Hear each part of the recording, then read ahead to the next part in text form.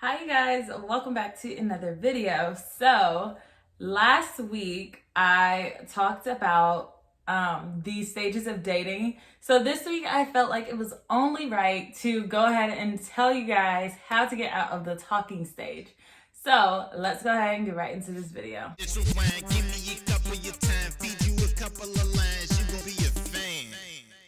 Even if you like it or not.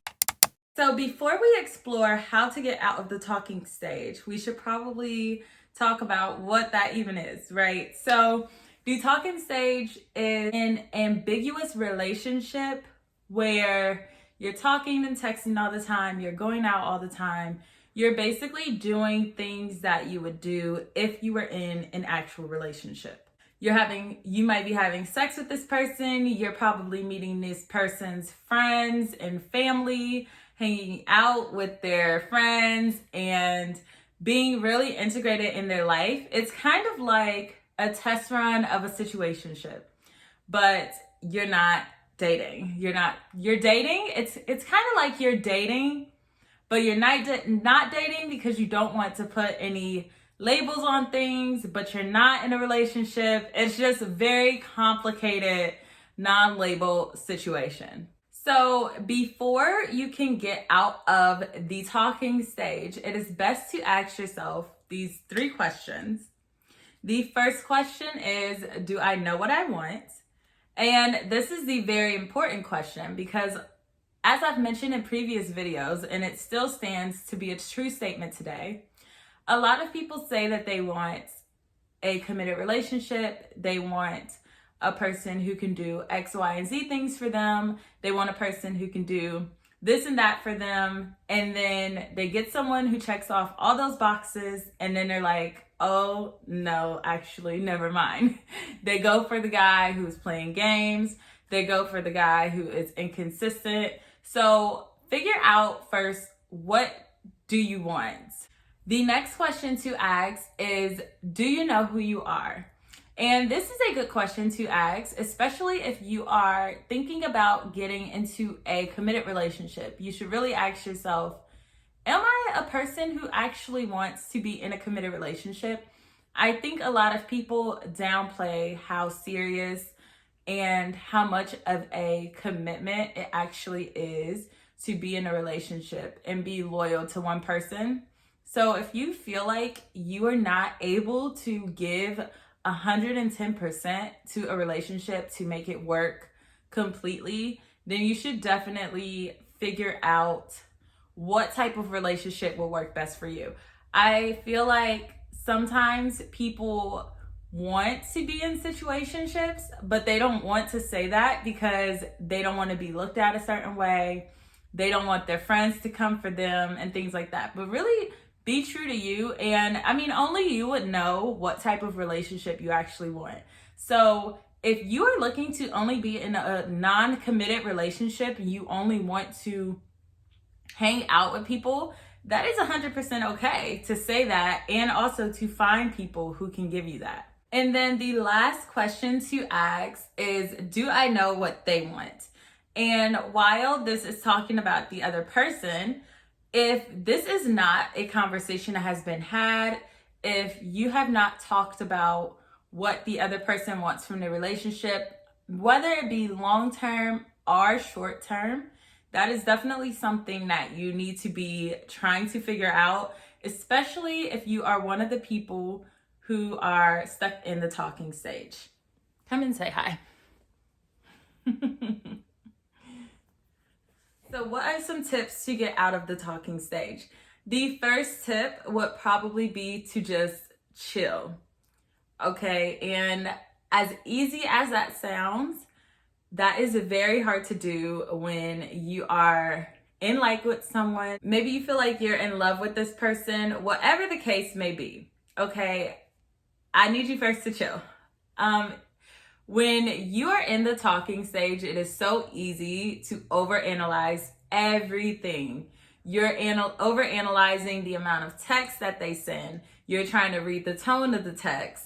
You're overanalyzing body language, and maybe they haven't called you enough today. It's just unnecessary to constantly overanalyze things. It's okay to just slow down, chill out, have a good time, enjoy your time with this person.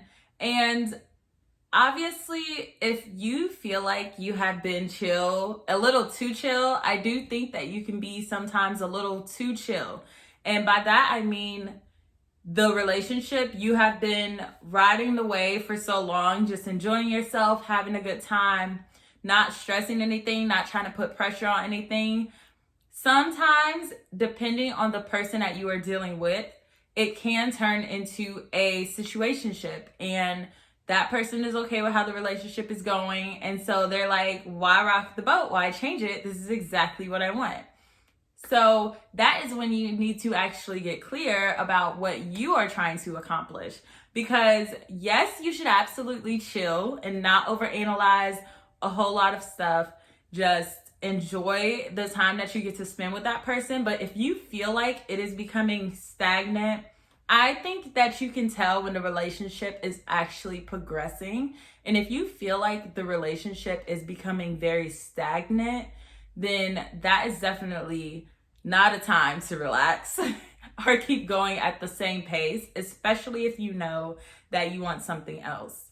So I will say that while you are going with the flow and just chilling out and letting things naturally happen, if the other person starts to act a little weird or starts to pull away from you, and you definitely get the vibe, and you definitely can tell when something like that is happening, then I think it is absolutely okay to also distance yourself, because you don't want to be the person that is hurt. And obviously sometimes that is inevitable when you are dealing with another person.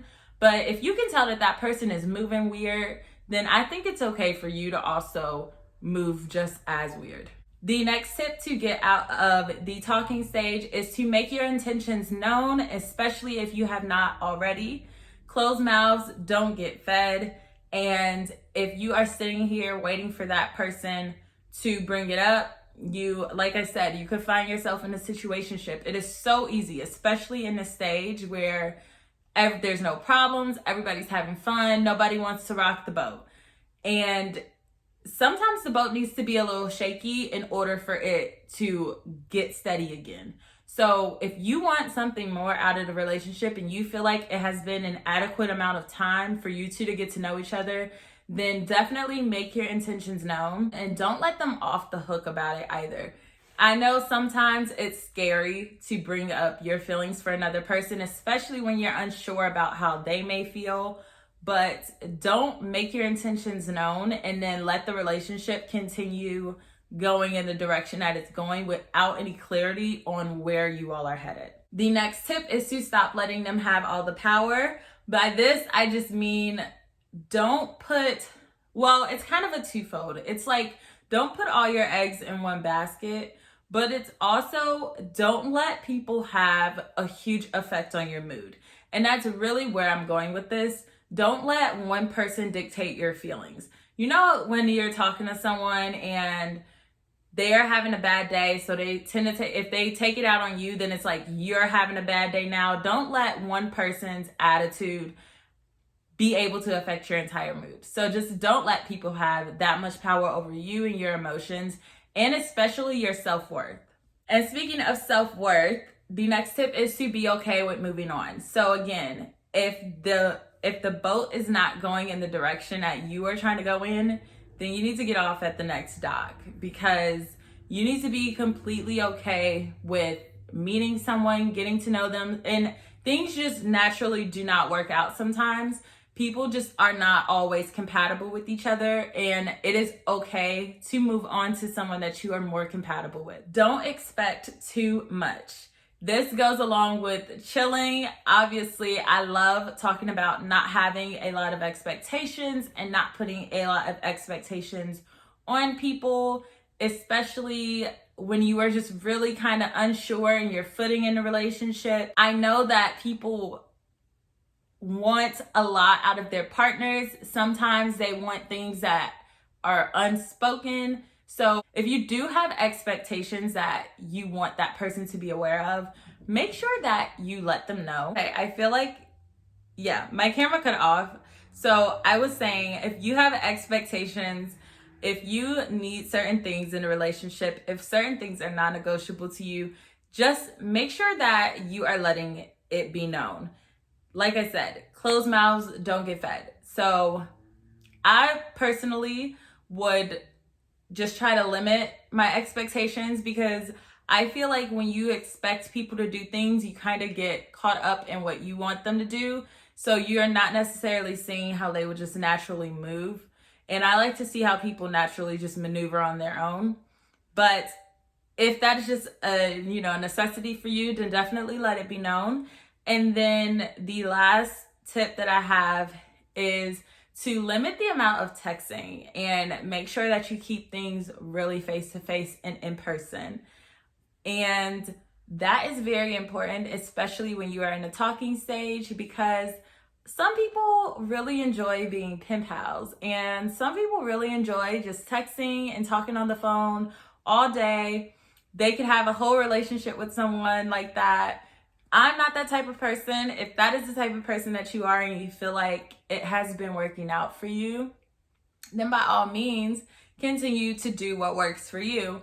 But for me personally, I would like to see that person. I am not trying to be in a relationship with someone, or I don't enjoy getting to know people who I don't actually get to see in real life.